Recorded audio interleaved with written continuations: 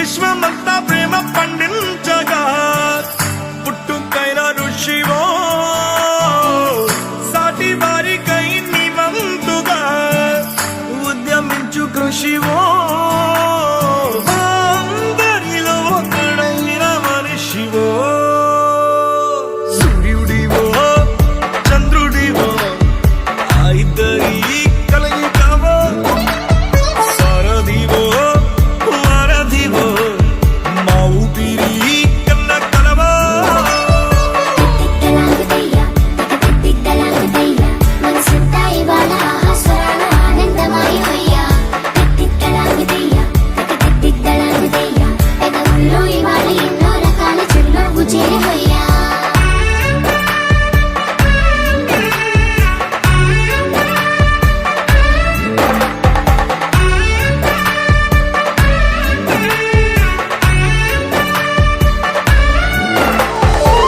కూటమి ప్రభుత్వంకి నా యొక్క ధన్యవాదాలు.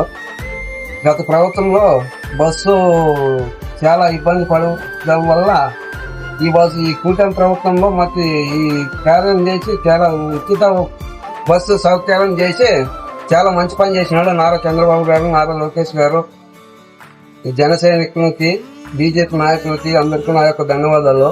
మరి రాఘవేంద్ర రెడ్డి గారు, మన ఇన్ఛార్జి రాఘవేంద్ర రెడ్డి గారికి కూడా వందనాలు. చాలా మంచి పనులు జరుగుతున్నాయి. 3,000 పెంచి 4,000 చేసినాడు చాలా చంద్రబాబు నాయుడు గారు.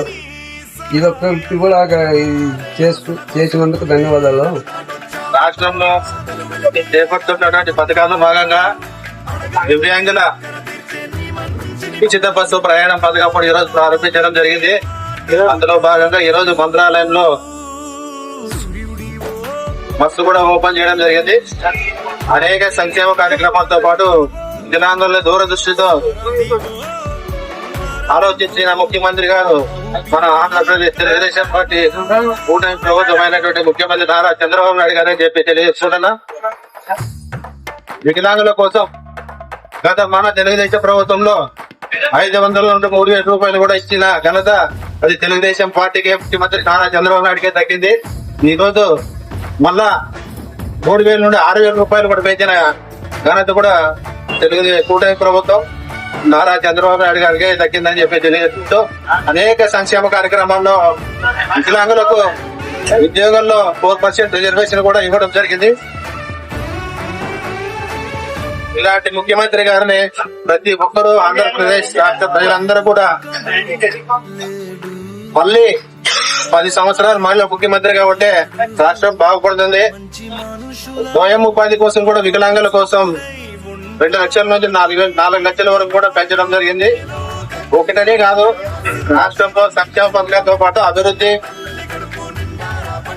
అభివృద్ధిలో కూడా ఎక్కడ కూడా రాజీ పడలేని ప్రభుత్వం, రాజీ పడలేని ముఖ్యమంత్రి గారు అని చెప్పి చేసుకుంటున్నా.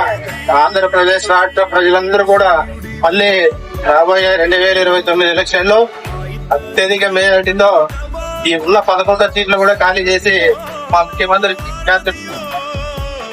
పీఠాన్ని ఎక్కించవలసిందిగా కోరుకుంటున్నాను.